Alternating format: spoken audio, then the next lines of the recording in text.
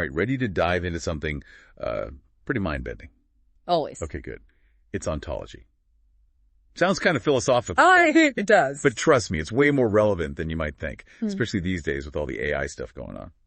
Yeah, what's really interesting about ontology is it's like this bridge between how we understand the world and how computers can make sense of it. Yeah, that makes sense. So it's all about like defining the relationships between different concepts, kind of creating a map of knowledge that a computer can actually use. So is that kind of like giving the computer a filing system? Like this goes with that because of this relationship. Exactly.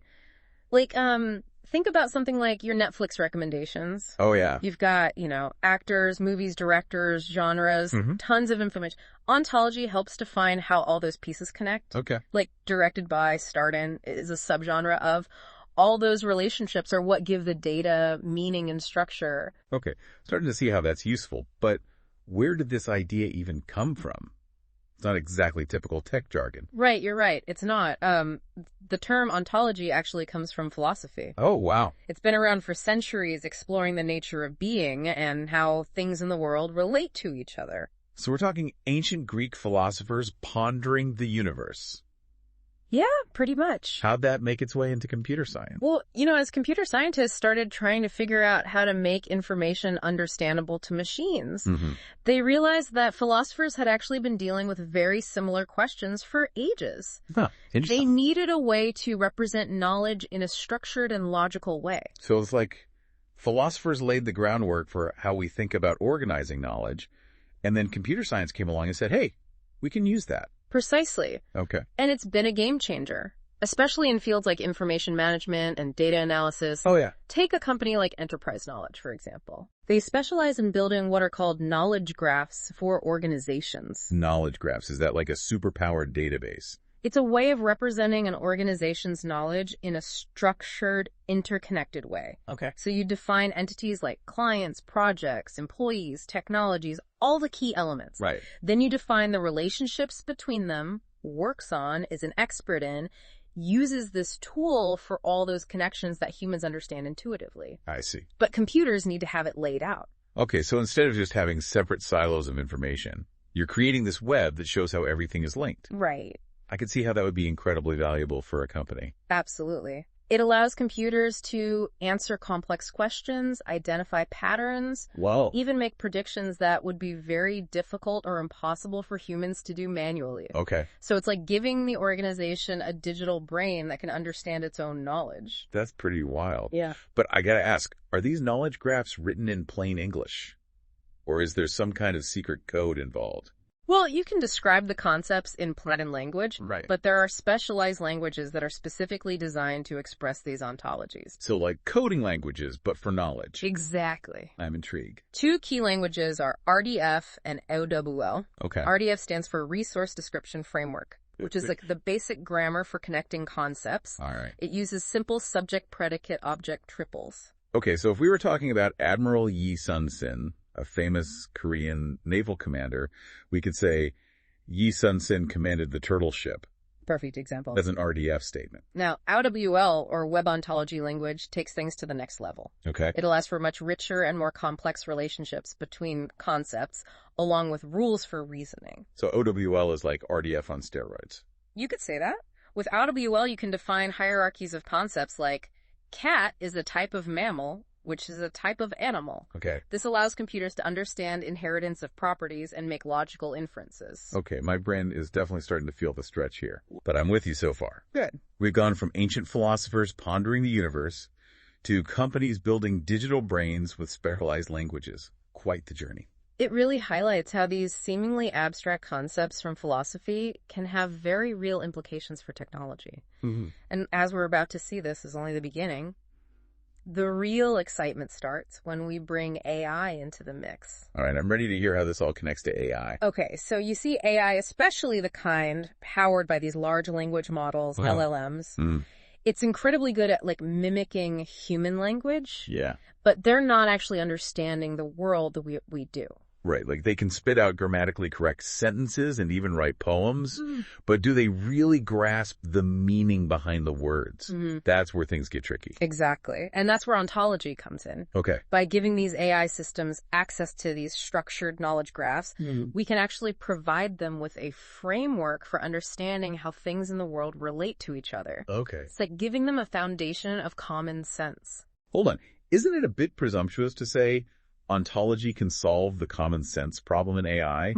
That seems like a huge leap. It's definitely a complex challenge, Right. but ontology offers a promising path. Okay. Think about it this way, like, common sense isn't just about knowing isolated facts. Right. It's about understanding how those facts relate to each other, how they fit into a larger context. So instead of just knowing that water is wet, it's understanding that wetness is a property of water and that water can make other things wet. Exactly. It's about grasping the underlying relationships and making inferences based on those relationships, and that's precisely what ontology allows AI systems to do. Okay, I'm starting to see the connection, but how does this actually work in practice? Are we talking about feeding AI systems entire encyclopedias worth of knowledge? Well, there are a few approaches. One is called fine-tuning with a knowledge graph. Okay. Essentially, you take an existing LLM and you train it on a specific knowledge graph Right. that's relevant to the task at hand. So if you wanted an AI that could assist doctors with diagnoses, you might train it on a knowledge graph of medical information. Exactly. The LLM would then have access to a structured representation of medical concepts, diseases, symptoms, treatments, and how they all relate to each other. Right. This can help the AI to make more accurate and informed decisions. That's fascinating. I hadn't considered how these RDF triples and OWL hierarchies we talked about earlier could be used to represent such complex relationships. It's quite remarkable how those seemingly abstract concepts from philosophy and computer science can have such tangible real-world applications. Yeah. And it's not just limited to healthcare. We're seeing ontology being used in fields like finance education and even customer service. So it's not just about making AI smarter, it's about making it more useful in all sorts of domains. Precisely. And there's another technique that takes things even further. Retrieval augmented generation, or RD for short. RAG. With RA, the LLM can actually access external knowledge sources in real time, guided by ontology. So it's like the AI is doing its own research as it goes, constantly checking its facts and filling in gaps in its knowledge. That's a great way to put it. Imagine you ask an LLM a question about history. Okay. Instead of just relying on what it's been trained on, it can actually consult a historical knowledge graph, pull in relevant facts, and even cite its sources. Wow, that's next level. It's almost like having a personal research assistant built into the AI. Yeah. But doesn't all that external knowledge retrieval slow things down? I mean, one of the things people love about LLMs is how quickly they can generate text. That's a valid point. There's definitely a trade-off between speed and accuracy when it comes to RA. Right.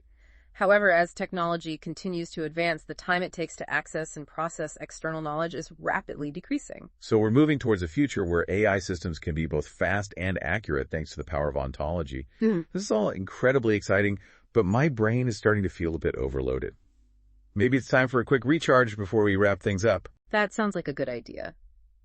Let's take a moment to gather our thoughts and then come back for a final reflection on the incredible potential of ontology and its role in shaping the future of AI. All right, I think my neural networks have recharged enough to handle the last part of this deep dive. Good. We've been talking about ontology, this idea of mapping out knowledge so computers can understand it, and how it's being used to give AI systems a boost of intelligence. It really is remarkable how a concept that's been around for centuries in philosophy is now playing such a crucial role in cutting-edge AI research. You mentioned earlier that ontology is being used in fields like finance, education, and customer service. Can you give us some specific examples of how it's making a difference? I'm having trouble picturing it beyond these super smart AI assistants we've been talking about. Sure. In finance, for example, ontology is being used to create knowledge graphs of financial markets. Okay. These graphs can capture complex relationships between companies, industries, economic indicators, and even geopolitical events. This allows financial analysts to identify patterns, assess risks, and make more informed investment decisions. So it's like having a crystal ball that can see into the future of the market. Well, not quite a crystal ball. Right. But it can definitely help analysts see connections and trends that might not be obvious just from looking at raw data. Okay, that makes sense. And in education, ontology is being used to develop personalized learning platforms. Oh, cool. Imagine a system that understands not only the content of a course, but also the individual learning styles and needs of each student. That would be a game changer for so many students. Instead of a one-size-fits-all approach, education could finally become truly tailored to each individual. What about customer service? I can see how chatbots could benefit from a better understanding of knowledge, but is there more to it than that? Absolutely. Ontology can be used to create knowledge bases that capture all the information a customer service representative might need to help customers. Okay. This includes product information, troubleshooting guides, FAQs, and even company policies. So instead of having to search through tons of documentation, the customer service rep has everything at their fingertips organized in a way that's easy to understand and use. Exactly. It streamlines the process, improves accuracy, and ultimately leads to happier customers and less frustrated employees.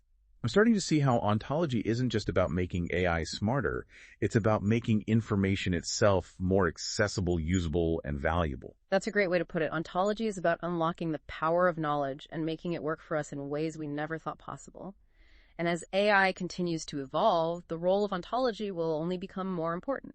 It sounds like we're just scratching the surface of what's possible with ontology. I'm both excited and a little intimidated by the sheer scope of it all. It's definitely a field that's full of possibilities and challenges, but that's what makes it so fascinating. It's a journey of discovery, and we're all learning as we go. Well, I feel like I've learned a lot from this deep dive.